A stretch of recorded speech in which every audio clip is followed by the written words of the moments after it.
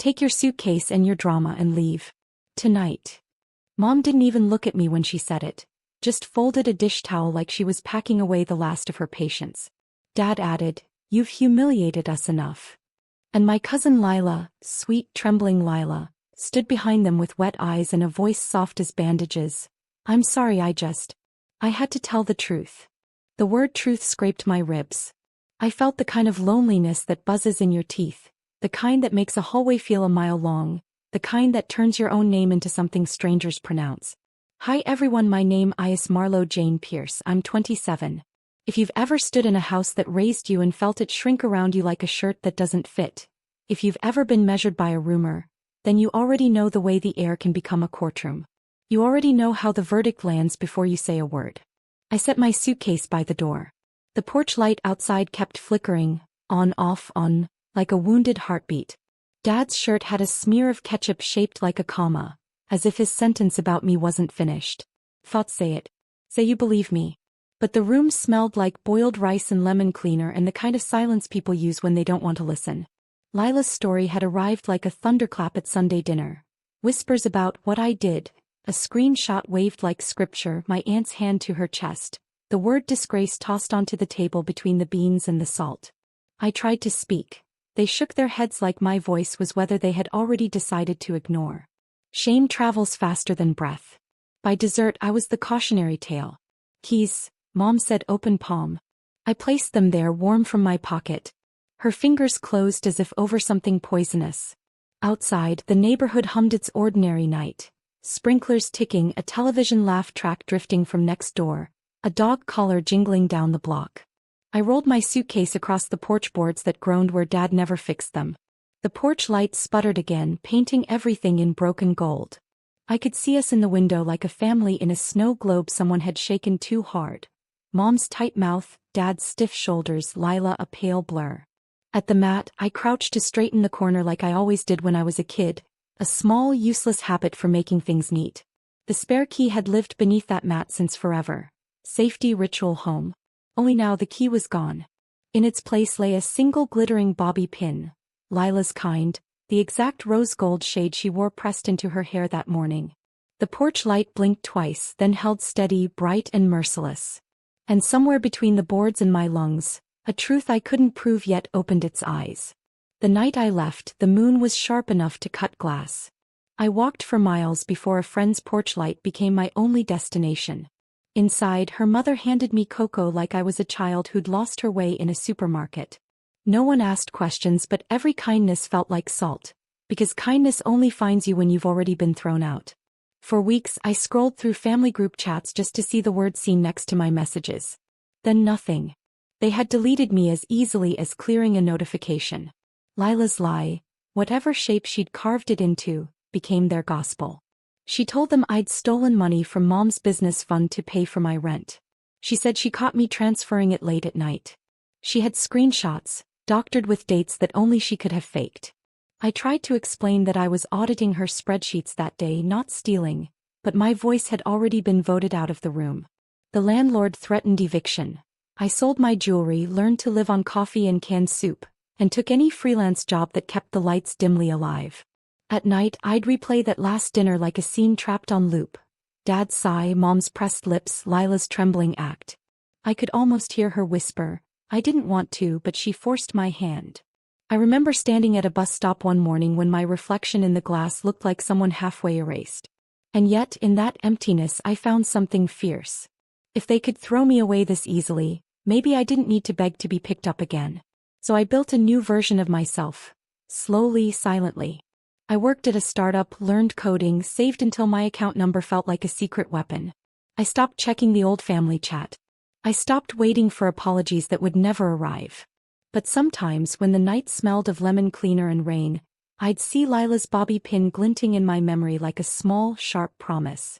Years later, that promise came knocking. Unexpected, polite, and wrapped in an envelope bearing my parents' return address. The envelope sat on my kitchen counter for 2 days before I dared to open it. It looked too formal, white, heavy, my mother's handwriting painfully neat, as if every letter carried restraint. When I finally slid my finger under the seal, a scent of lavender soap drifted out, faint but unmistakable. Home. Inside was a wedding invitation. Lila's. Her name curved across the gold foil like victory itself. And below, in smaller print, hosted lovingly by Mr. and Mrs. Pierce. My parents. I stared at it for a long time, the room spinning with the echo of that night when I was told to leave. The invitation wasn't kindness. It was a parade of selective memory. They were pretending nothing happened. That I hadn't slept on couches or skipped meals or sent birthday texts that went unanswered. I almost threw it away. Almost. But something about that embossed paper stopped me. It wasn't forgiveness that flickered inside me, it was curiosity. So I went. The church smelled of lilies and perfume, the kind that made your throat tighten. Everyone smiled like they were part of some glossy magazine shoot about perfect families. When Mom saw me walk in, her jaw trembled, but she didn't look away. Dad's hand tightened on the pew. And Lila, oh Lila, froze in her lace gown mid-laughter, her eyes darting toward me like I was a ghost interrupting her fantasy. I didn't speak. I simply took a seat in the last row. I watched her glide down the aisle, veil floating like a lie finally finding its altar. During the vows she stumbled over a line, just one, but it was enough to make her voice crack. People thought it was emotion. I knew better. After the ceremony, Mom approached me near the garden arch, her eyes damp. Marlo, it's been years. You look strong. I smiled softly. Years tend to do that. She hesitated. There are things you don't know. About Lila. About that night. Her voice broke slightly, just enough for me to feel a storm shifting beneath the lace and laughter. And for the first time I wondered, was my mother about to confess something I had waited years to hear? Mom's voice trembled like a confession trapped between guilt and fear. Lila wasn't supposed to say those things, she whispered, her eyes darting toward the reception tent. Your father and I, we were told you'd taken money. But Lila, she was the one managing the books. My chest tightened. Are you saying she lied? Mom's silence said everything. Her fingers twisted the edge of her shawl like she was wringing out years of regret. Your aunt found inconsistencies later, after you left. But by then Lila was engaged to Charles. It would have ruined everything. Ruined everything. That was their excuse, for destroying me. Lila's laughter carried over the music, high and artificial. She looked radiant under the fairy lights, a champagne flute in her hand, surrounded by people who never knew her truth. I watched her pose for photos beside my father, who still avoided my eyes. It was like watching a play where I was both audience and ghost. Mom stepped closer. We didn't know how to fix it without reopening old wounds. I almost laughed. You mean without admitting you were wrong? Her eyes shimmered. We hoped time would heal it. But time doesn't heal betrayal. It preserves it, like frost over a flower, keeping it beautiful and dead. I turned toward the buffet table where a photographer snapped candids. Lila's purse lay open on the white cloth, her phone screen glowing faintly. Reflex made me glance. And there, in the group chat labeled family, was a recent message from her. She actually showed up. Watch her try to play victim again. Something inside me went still. I didn't confront her, not yet. Instead, I smiled as the photographer pointed the camera my way. I tilted my chin toward the light. If she wanted to see me as the villain, I'd let her. Because now I had proof, not just of the past but of her present cruelty. Later that night when I got home, I transferred the invitation, her chat screenshot, and a few other things into a new folder on my laptop titled The Truth. For the first time in years, my hands didn't shake. The story she built around me was about to collapse, brick by brick, post by post. For weeks after the wedding, I couldn't sleep. Every sound in my apartment felt amplified. The ticking clock, the hum of the fridge, the faint sirens outside. Betrayal has a way of echoing even in silence. But this time it wasn't pain that kept me awake. It was clarity. Lila had always been a strategist. She didn't just lie, she curated narratives. So if I wanted the truth to rise, it had to be done the same way. Carefully, publicly, and irrevocably. I started by reaching out to Mom's accountant friend, Mr. Holbrook, the one who had quietly managed the business after I left. I told him I was doing a financial case study on small family ventures. He didn't suspect a thing. When I asked about historical discrepancies, his tone changed. Funny you mention that, he said. Your cousin was under review back in 2019 for misallocated funds. but the family chose to handle it internally. I asked for the report. He hesitated but sent it, a scanned PDF with rows of missing transactions and altered entries. Lila had rerouted nearly $40,000 to her own account. She even labeled one expense under my name. The timestamps lined up exactly with the week she'd accused me.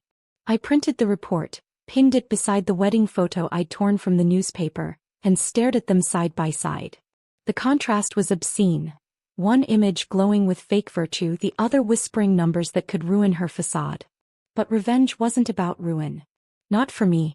It was about revelation. I created a blog under my middle name, Jane P., dedicated to financial truth in family-run businesses. The first post was titled, "When Loyalty Costs You Your Home." It didn't name anyone. It just told a story of betrayal, numbers, and silence. The screenshots were anonymized, but the details were razor-precise, too sharp for the guilty to ignore. Within 3 days, it had 20,000 reads. A week later, local business pages began quoting it. One morning, I woke up to a text from an unknown number. "You think you're clever, don't you? Take it down. Now." No name. But I didn't need one. Only one person ever used that tone on me, and this time she sounded afraid. I stared at the message, the cursor blinking like a pulse beside it. "Take it down." The words were pure panic dressed as authority. I didn't reply. Instead, I saved the number as "Ghost from the Past."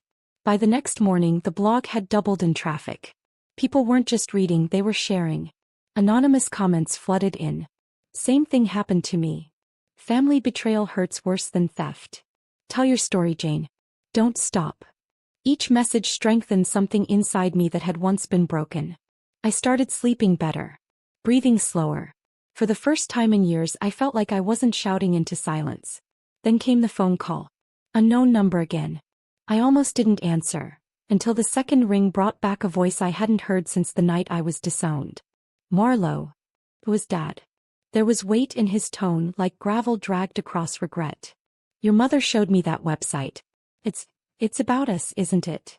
My throat tightened. "If you have to ask, then maybe it should have been about you." He sighed heavily. "Lila's marriage is falling apart because of this. Her husband's family saw the post and started asking questions. You've made your point. Can't you let it go?" The audacity made me laugh quietly. "You exiled me for something I didn't do, and now you're asking for mercy because the truth finally caught up?" "I'm asking for peace," he said. "Peace doesn't come from pretending," I replied. He didn't answer right away. Then softly, "Your mother cries every night. She misses you." I wanted that to move me, but it didn't. Not fully. Because the only tears I remembered were mine, cold on the night they turned me away. After we hung up, I received another message, this time from an unknown email. Subject line, "We need to talk. In person." It was signed Lila. And beneath her name she added one chilling sentence. "If you don't meet me, I'll make sure everyone sees the real version of what happened." The word real pulsed through me like static. She wasn't done lying, she was cornered. And cornered people can be dangerous. I met her in the same cafe where we'd once shared milkshakes as teenagers. The place that smelled of cinnamon and nostalgia. She was already there when I arrived, sunglasses perched on her head, hands clasped tightly around her latte as if it were keeping her alive. "Wow," she said, forcing a smile. "You actually came." I sat down slowly. "You said you had something to tell me." She leaned forward, whispering like someone performing sincerity. "You don't understand, Marlo. That night, the accusation, it wasn't supposed to go that far.